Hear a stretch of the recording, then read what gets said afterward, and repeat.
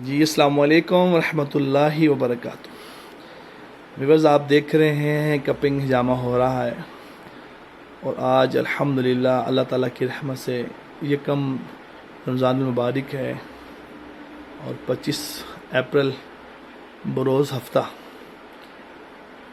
صبح کے کچھ 9:15 ہو گئے۔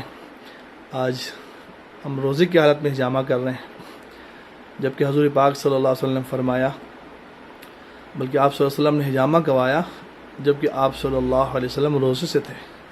آئیے ان سے پوچھتے ہیں۔ جی السلام علیکم جی، میں ہجامہ پہلے سے بھی کروا رہا ہوں، اور آج پہلا رمضان المبارک ہے، تو سنت کی برکت اور چونکہ رمضان کی اپنی فضیلت ہے، تو اس کی برکت سے بھی انشاءاللہ اللہ تعالیٰ جلدی شفا عطا کریں گے اس کی برکت سے۔ تو رمضان کی فضیلت کی وجہ سے اس سنت کے علاج کو اللہ تعالیٰ اور کامیاب کرتے ہیں انشاءاللہ۔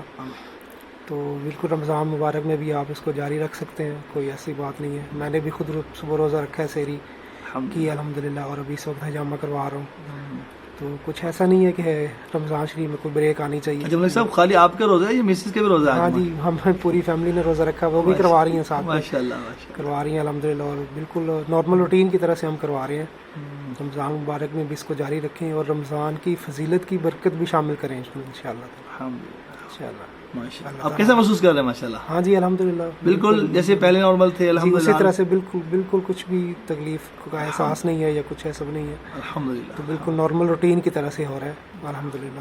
الحمدللہ۔ جی آپ نے دیکھا کہ ماشاءاللہ کہ ہمارے پاس مسز ملک سجاد بھی تشریف لائی ہوئی ہیں، اور ملک صاحب بھی خود کروا رہے ہیں، اور الحمدللہ دونوں احباب روزے سے ہیں ماشاءاللہ، کیونکہ سرکار مدینہ صلی اللہ علیہ وسلم بھی روزے کے حال میں ہجامہ کپنگ کرواتے تھے۔ اس میں ڈر خوف کی کوئی بات نہیں ہے آپ، ٹھیک ہے؟ یہ صرف چھوٹا سا کلپ بنانے کا مقصد بھی یہی ہے کہ آپ آزاد کے سامنے آ جائے کہ بعض اٹھ کہتے ہیں یہ روزے نہیں کروانا چاہیے، ایسی بات نہیں ہے۔ اس ویڈیو کو لائک شیئر بھی کریں، اور لوگوں کو بتائیں کہ سنت یہ بھی ہے جو ہمارے سرکار مدینہ صلی اللہ علیہ وسلم بھی کیا کرتے، کروایا کرتے تھے۔ جزاکم اللہ خیر۔ السلام علیکم ورحمۃ اللہ۔